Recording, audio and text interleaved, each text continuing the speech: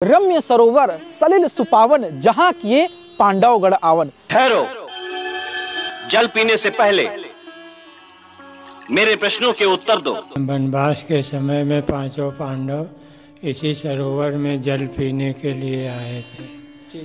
यहीं पर युधिष्ठिर और यक्ष का प्रश्न उत्तर हुआ था। वास्तव में अजगर का एक दृश्य यहाँ पर आपको देखने को मिलेगा जो पाताल से सीधे की सीधे बाहर की तरफ आ रहा हो। यहाँ पर एक कुआं तालाब भी आपको देखने को मिलेगा जिसे राजा नहसू तलवा के नाम से जाना जाता है, क्योंकि इसका निर्माण राजा नहसू ने किया था। विश्वकर्मा मंदिर बहुत ही प्राचीन है और ऐसा माना जाता है कि इसका निर्माण 17वीं शताब्दी में किया गया था, जहां आपको विश्वकर्मा भगवान का बहुत प्राचीन मूर्ति भी देखने को मिलेगा। मान्यता है कि जो व्यक्ति प्रतियोगी परीक्षाओं में आए या प्रतियोगी परीक्षा देने के लिए आए और इस सरोवर का दर्शन करे तो उसे जरूर से जरूर सफलता मिलती है। जय श्री राम, मैं हूं आप सभी के साथ करुणानिधान पांडे और आज हम एक ऐसी जगह मौजूद हैं जहां की एक विशेष मान्यता है और ऐसा माना जाता है यहाँ पर पांचों पांडव वनवास काल के दौरान इसी जगह पर आकर के जल पिया था और इसी जगह पर युधिष्ठिर और यक्ष का संवाद भी हुआ था, जिसे आज के समय अजगरा के नाम से जाना जाता है। और यहाँ की जितनी भी कहानियां हैं उस सब से आप सभी को परिचय कराते हैं। पूरे वीडियो में बने रहिएगा। इस वीडियो को आप सभी कहां से देख रहे हो कमेंट करके बताना बिल्कुल भी मत भूलिएगा। साथ ही साथ कमेंट में जय श्री राम और हर हर महादेव लिखना बिल्कुल भी मत भूलिएगा। तो आइए ज्यादा देर न करते हुए आप सभी को लेके चलते हैं, एक्सप्लोर करते हैं पूरा का पूरा अजगरा या फिर यूं कहें यक्ष और युधिष्ठिर संवाद स्थल। प्रतापगढ़ रामायण महाभारत और वैदिक काल से भी संबंधित है। तो आइए अब आप सभी को लेके चलते हैं उस कालखंड की ओर जहां आप सभी को महाभारत के संपूर्ण साक्ष्य देखने को मिलेंगे। बेला देवी मंदिर से लगभग 19 किलोमीटर दूर विराजमान है अजगरा, एक ऐसा स्थान जहां पर यक्ष और युधिष्ठिर का संवाद हुआ था। तो आखिरकार प्रतापगढ़ के हम उस जगह पहुंच चुके हैं जहां पांचों पांडवों का संवाद यक्ष से हुआ था, जिसमें पांचों पांडवों में 4 लोग तो जल पीकर मूर्छित हो गए थे और सिर्फ युधिष्ठिर ने अपने प्रश्नों का उत्तर दिया था। आइए मेरे साथ मैं अंदर की तरफ लेके चलूं तो यहाँ पर आप उस सारी की सारी जानकारी, जो ये अजगरा जगह का नाम है, अजगरा जगह पर पूरी की पूरी जानकारी आपको देखने को मिलेगी और सारी जानकारी यहाँ पर पढ़ सकते हैं। अगर आप इसके इतिहास के बारे में जानना चाहते हैं तो इसके इतिहास को पूरी तरीके से वीडियो को रोककर आराम से पढ़ सकते हैं। चलिए हम यहाँ से अब आप सभी को अंदर की तरफ लेके चलें। तो यहाँ पर जो समय वृक्ष था जहाँ पांडव लोग विश्राम किए थे उसके बारे में भी यहाँ पर आपको संक्षिप्त जानकारियां मिल जाएंगी। धीरे धीरे अंदर की तरफ प्रवेश करें तो एक शांत वातावरण, एक सुंदर वातावरण आपको यहाँ पर देखने को मिलेगा। साथ ही साथ पक्षियों की चहचहाहट आपको सुनने को मिलेगी। एक मंत्रमुग्ध करने वाला वातावरण देखने को मिलेगा और एक शांत वातावरण के साथ साथ आपको यहाँ पर शिव जी का मंदिर भी देखने को मिलेगा। इसके अलावा यहाँ से महंत श्री अमिता आनंद गिरी जी का समाधि स्थल भी है।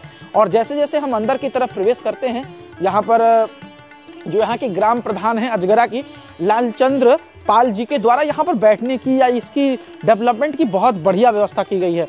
और यहाँ पर एक कुआं तालाब भी आपको देखने को मिलेगा, है ना, जिसे राजा नहसू तलवा के नाम से जाना जाता है, क्योंकि इसका निर्माण राजा नहसू ने किया था। इस सरोवर का जो आप स्क्रीन पर देख पा रहे हैं और ये नहसू के द्वारा इसका पुनः निर्माण कराया गया। और अगर आगे की तरफ हम बढ़े तो आपको एक विशाल आपको बाबा नारायण दास जी की सिद्ध समाधि स्थल भी देखने को मिलेगा। यहाँ पर अगर आप सामने की तरफ देखो तो बाबा नारायण दास जी का जो समाधि स्थल है, सिद्ध समाधि स्थल, क्योंकि नारायण दास जी यहाँ के सबसे फेमस संतों में से एक थे। उनका दिव्य समाधि स्थल भी बहुत खूबसूरती के साथ यहाँ बनाया गया है। सारे लोग यहाँ आते हैं, पूजन पाठ इत्यादि करते हैं। तो ये सारी की सारी चीजें आपको यहाँ पर देखने को मिलेंगी। इसके अलावा मैं जैसे जैसे मंदिर में प्रवेश करूं तो यहाँ पर ये वृक्ष देखने को मिलेगा और ये वो शिव जी का मंदिर भी है। और अजगरा इस जगह का नाम है। इस जगह का नाम क्यों है अजगरा, इसके पीछे की कहानियां कहीं ना कहीं इस महादेव से रिलेटेड हैं। अगर आप अंदर की तरफ आएंगे और महादेव का दर्शन करेंगे, मैं अपनी आंखों से देख रहा हूं ना, बहुत दिव्य प्रतिमा है और ऐसा शायद प्रतीत होता है कि मानो कि महादेव सर्पों में विराजमान हो, सर्प से गले में लपेटे हुए हैं। और वास्तव में अजगर का एक दृश्य यहाँ पर आपको देखने को मिलेगा जो पाताल से सीधे की सीधे बाहर की तरफ आ रहा हो। तो कुछ इस प्रकार का आपको मंदिर जो है अजगरानाथ महादेव देखेंगे, अजगर बाबा, जो इसका निर्माण ऐसा माना जाता है कि गुप्त काल में, ये गुप्त काल का मंदिर है और इसके पीछे की पूरी कहानी तो अजगरा बाबा गुप्त काल से संबंधित है। गुप्त काल में इस मंदिर का निर्माण कार्य किया गया था और ये मंदिर का जो ऊपरी शिखर आप देख लो या फिर कहीं का भी देख लो, ये पूरा का पूरा एकदम अद्भुत है, दिव्य है, भले ही छोटा है, लेकिन इसी महादेव के नाम से इस पूरे जगह को आज भी अजगरा के नाम से ही जाना जाता है। इसके अलावा ये समाधि स्थल है। और इधर की तरफ बढ़े तो पंचमुखी विश्वकर्मा जी का मंदिर है, जो सहस्त्र शताब्दी पहले इसका निर्माण किया गया था। ये भी मंदिर बहुत ही प्राचीन है। और मैं दिखाऊंगा इस मंदिर के ऊपरी भाग में। अगर मैं ऊपरी भाग को दिखाऊं तो यहाँ पर आप लिखा हुआ हिस्सा भी देख सकते हैं, जहाँ लिखा है। मैं अगर बात करूं तो विश्वकर्मा मंदिर बहुत ही प्राचीन है और ऐसा माना जाता है कि इसका निर्माण सहस्त्रवीं शताब्दी में किया गया था, जहां आपको विश्वकर्मा भगवान का बहुत प्राचीन मूर्ति भी देखने को मिलेगा। और जैसे जैसे मैं अंदर की तरफ अगर प्रवेश करूं तो यहाँ पर विश्वकर्मा भगवान को आप देख पा रहे होंगे स्क्रीन पर, जहां पर हम भी प्रणाम करेंगे सबसे पहले। जय हो विश्वकर्मा भगवान। तो ये विश्वकर्मा भगवान यहाँ पर विराजमान है।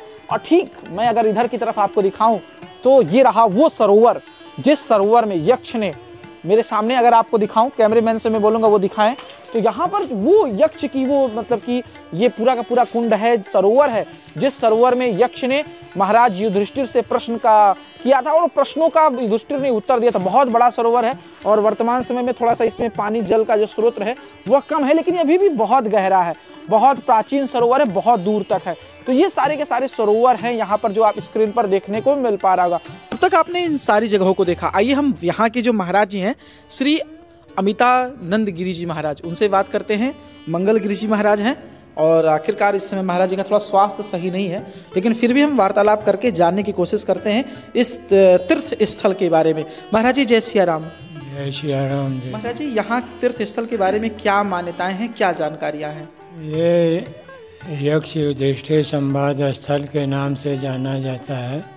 बस वनवास के समय में पांचों पांडव इसी सरोवर में जल पीने के लिए आए थे। यहीं पर युधिष्ठिर और यक्ष का प्रश्न उत्तर हुआ था। अच्छा, ये मानता है। और ये जो महादेव हैं अजगरा, उनकी क्या मान्यताएं?